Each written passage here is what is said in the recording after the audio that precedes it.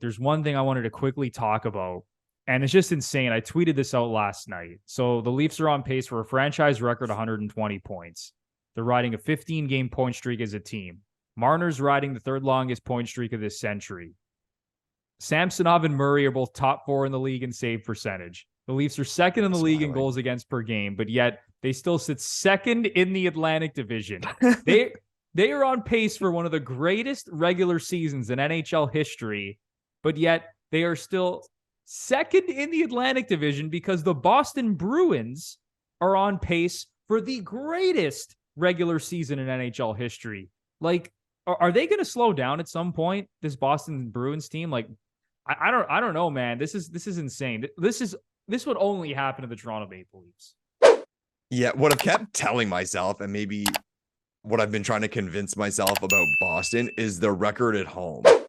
Like, they're not gonna go like, I don't know, 37-2-2 at home or something like that. So at some point, I mean, we've all been watching this sport for a long time. There has to be somewhat of a skid. I mean, the Leafs started slowly. I mean, that doesn't mean they won't have another skid at some point.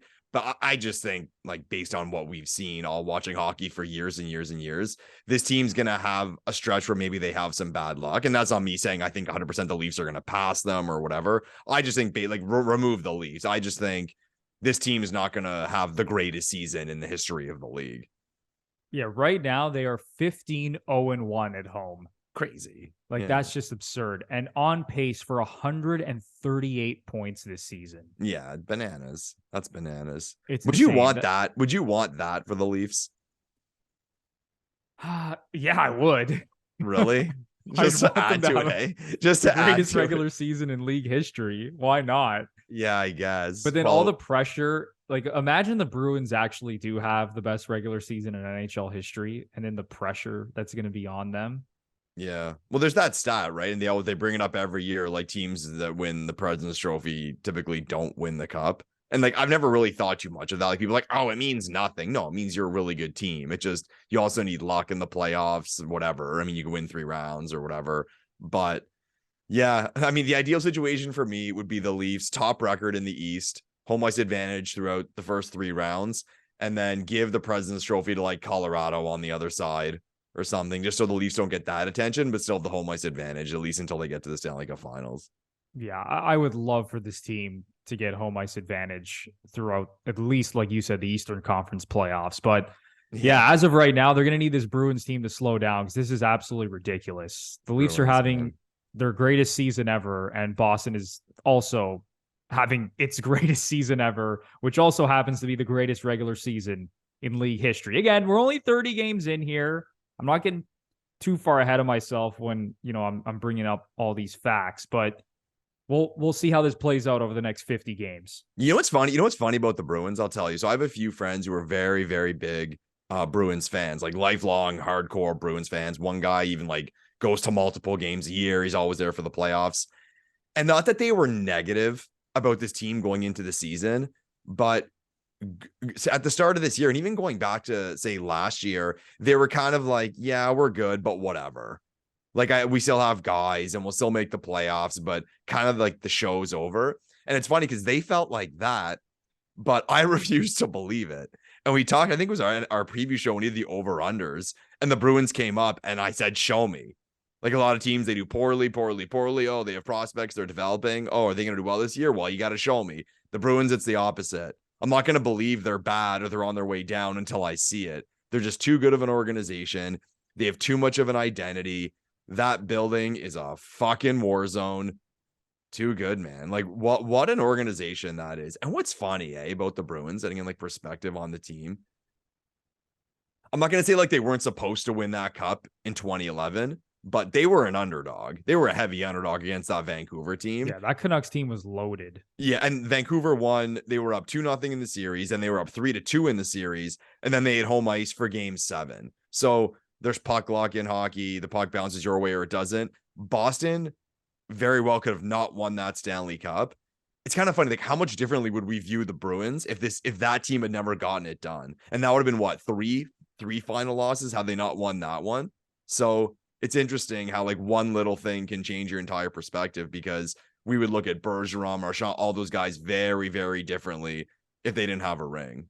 Yeah, you said it, man. And it's the same thing with the Leafs, right? Like, imagine the Leafs had won one of these game sevens, Yeah. or even the game 5 against Columbus for that matter. Like, the narrative is completely different. All of a sudden, they know how to win in the playoffs because they've won a round, and who knows how far they get if they get past the first round in one of those seasons. The same thing with the Bruins. If they don't win that Stanley Cup, who knows how the narrative changes. And I was laughing in the offseason because, I'd put out content saying that the Bruins were still good.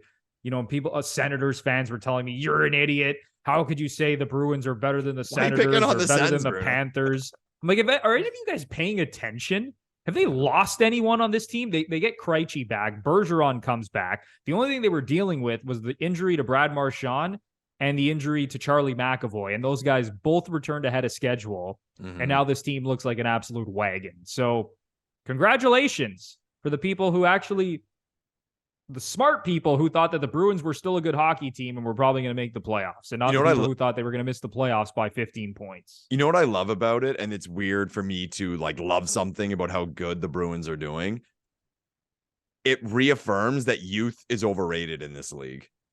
Everyone sees these young up and coming teams. Oh, look how fast they are. Look how much they can score. It doesn't fucking matter. Play the Bruins in the playoffs. You're done. You said it, man. I don't care how skilled you are. You're fucking done. And we'll say it again, make it about the Leafs. The reason I just think this team has a better chance than previous is because these guys are 1 year older.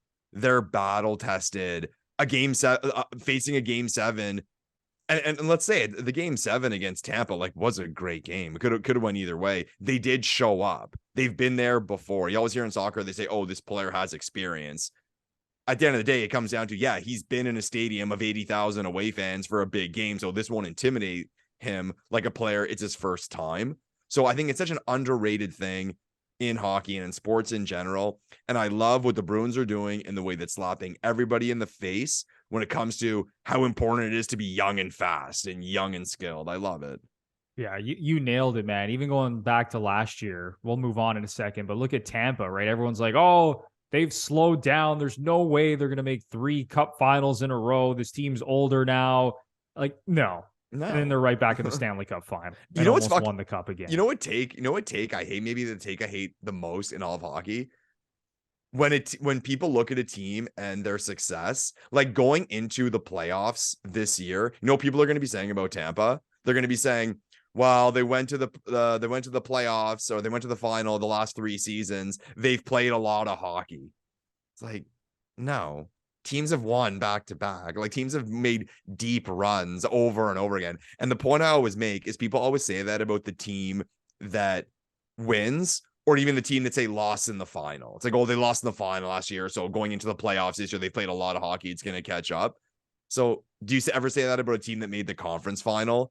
What, they played 5 or 6 fewer games? Yeah, exactly. They played a handful fewer games, and they maybe even played more games based on how their series went. Give me a break, guys. I hate that take, and again, it proves what Tampa's doing. And I in no way will be doubting the Tampa Bay Lightning, because they've been too good the last 3 years, and they're just due to run out of gas. So yeah, I'm right there with you, man. I can't stand some of those awful takes, and I'm sure there's going to be more awful takes as we head into the playoffs this season. Awful takes are the best. It just makes it more entertaining, honestly.